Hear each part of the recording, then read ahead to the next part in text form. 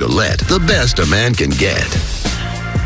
Hi, everyone, and welcome to First Things First. It's a Friday morning here in New York City. I'm Jenna Wolf. That's the Hall of Famer, Chris Carter. This is Nick Wright. What are you showing? We had to do it, Jenna. We predicted the Raptors in 7. On the show, we mentioned 6. Yep. We had to bring a little pop with the dinosaurs with Jenna's jacket. Oh. She's representing Toronto and the whole country of Canada. Good stuff. Props to my partners, Chris Carter, Jenna Wolf. I never get the Chris was going to go. Chris really wanted to go Raptors in 7. In fact, that's why it said on the screen Raptors in 7.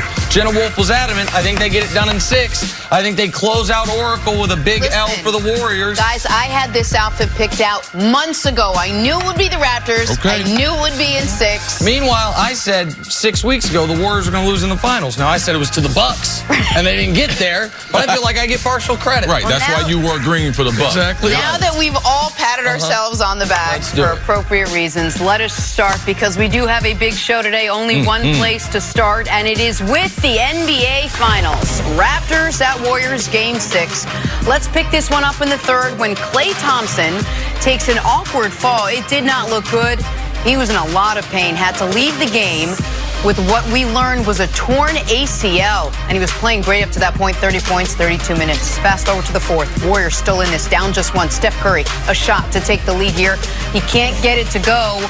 Warriors try but cannot gather the rebound. Fans can't believe it. Kerr and Steph can't believe it. Oh, Raptors, they believe it. They go on to win Game 6, 114-110. The Toronto Raptors are your NBA champions. First title in franchise history. Kawhi Leonard winning his second Finals MVP. Oh, Canada, indeed. Much more now from Kawhi after the win.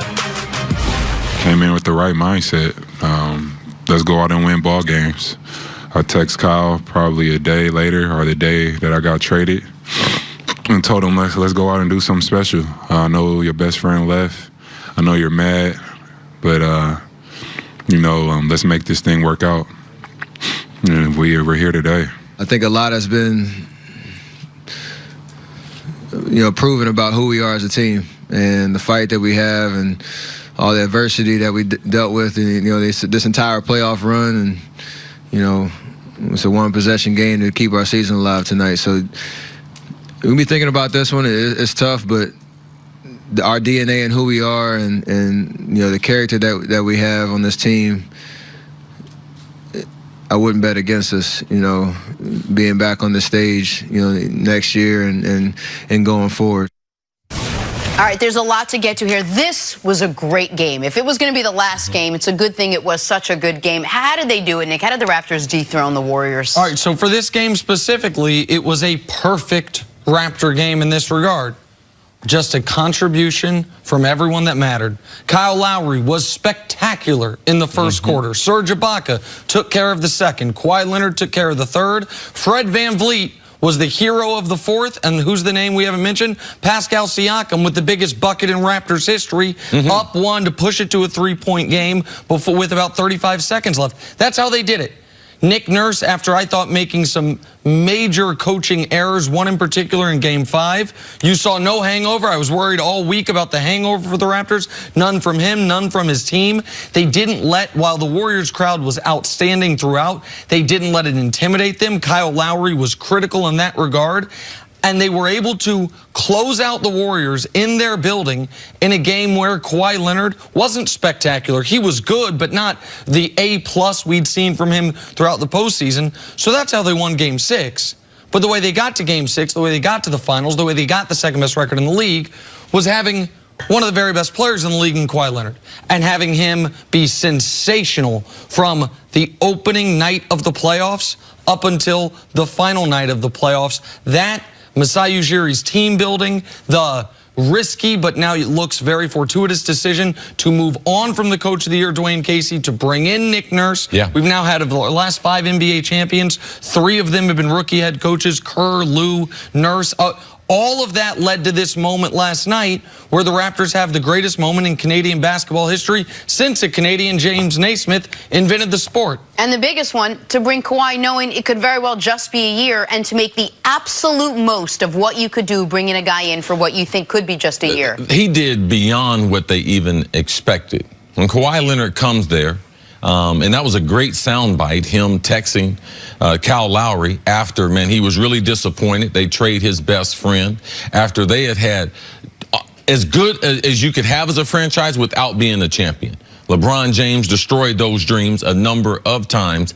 And for Kawhi to get them to the NBA Finals, that was a real goal.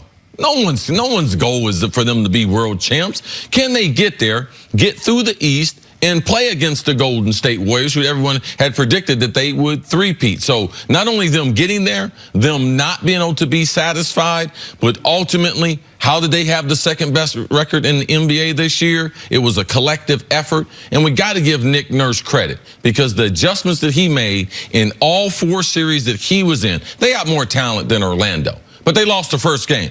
And he made adjustments series after series. And Fred VanVleet, putting him in the starting lineup for the second half, and you could see how it paid out, not only defensively on Steph, but offensively in Steph. Now they had a go-to, besides Kawhi Leonard, and allowing him the freedom to either go off the bounce or go to a pick and roll. The number 1 play they had in that fourth quarter was VanVleet in a pick and roll against the guards of Golden State. And to me, that was the difference in game number 6. That's how they were able to close out Oracle and the overall shooting behind the arc. The analytics, they're right. This game is better with the three-point shot in Toronto. And we said, there's no way Golden State can make 23s the way they did in game 5. They come out in this game, and the Raptors outshot them behind the three-point mark. To me, that was the decisive advantage. And just real quick on Fred VanVleet before you jump back in, I wanted him benched.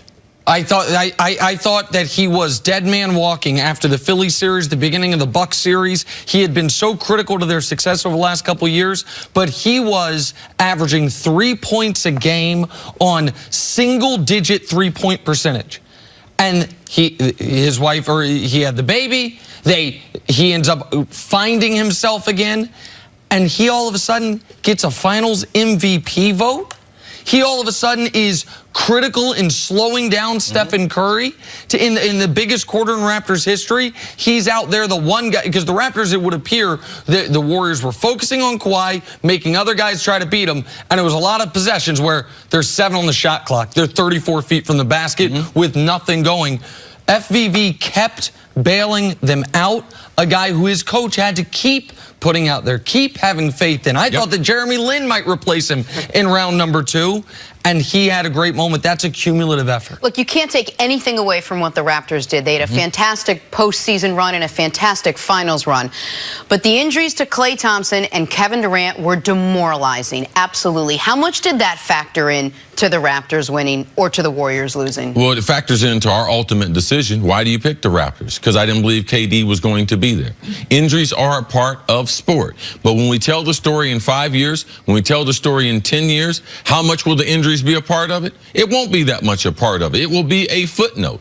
Championships are championships. When you look at this game of basketball that is dominated in North America, in the United States, and to have the Golden State Warriors, since Michael Jordan's 2 three-peats, this is the best basketball team that I have seen. The best collection of talent that I've seen.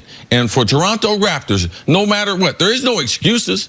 Man, they got it done. They got it because the Warriors, it was on the board. They were still good enough to beat the Raptors without KD. But they weren't able to beat them if Boogie Cousins wasn't going to be good, if Draymond wasn't going to be good, Iggy was going to have to be spectacular, and we saw what we got from Klay. So, yes, you can't look at this 6-game series and say, oh, man, it would have been different if they weren't been injured. Of course it would have.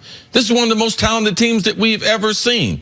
But did the Raptors take advantage of it? Did they fold under the pressure? People, I told you, that crowd, I mean, did they have something to do with it? When it comes down to it, no. They don't play a role in making shots and getting defensive stops. So, man, great collective effort by Toronto, and it all boils down to one decision. And that decision for their general manager to go out and rent a guy who at that time was, man, hands off. I don't want him, don't want to deal with him. All the narratives that people had created about him, how he forced his way out of San Antonio, all those things, false. He took the chance. Kawhi reached out to his teammates. He was a great teammate there for Toronto. So, man, yes, that is a part of it. Injuries are a part of sports. They couldn't overcome them. On the injuries front, would this series have gone differently if Kevin Durant were fully healthy, if Klay Thompson doesn't get hurt, if Boogie Thompson didn't get hurt in the first round of the playoffs? Probably. And for the Warriors, when we look at their finals losses, this is one that they can say, man, injuries got us. And much like the Cavs in 2015 can say, man, injuries got us. But I don't think it's fair for the champion, for the winner, to discount what they did because the opponent was injured. Because there's an interesting perspective on it. And I had never thought of it, but one of the biggest Warriors fans I follow on Twitter, who's a great writer, a guy named Ezekiel Kwaku, made this point. In 2016, if in Game 4, Steph Curry had gotten hurt, blown out his knee, and then the Cavs go on to win games 5, 6, 7, we'd say, oh, well, Steph wasn't there. But they ended up winning 5, 6, 7, even though he was there. Point being, maybe if Durant played, Raptors still win. Maybe if Klay never goes down, Raptors still win. We don't know what they would have been able to do against a fully healthy team. So while for the Warriors, it's not an excuse, it's an explanation why they didn't win. For the Raptors, they get full credit for their title. Toronto Raptors played the Golden State Warriors 8 times this season. They won 6 of those games. Yep.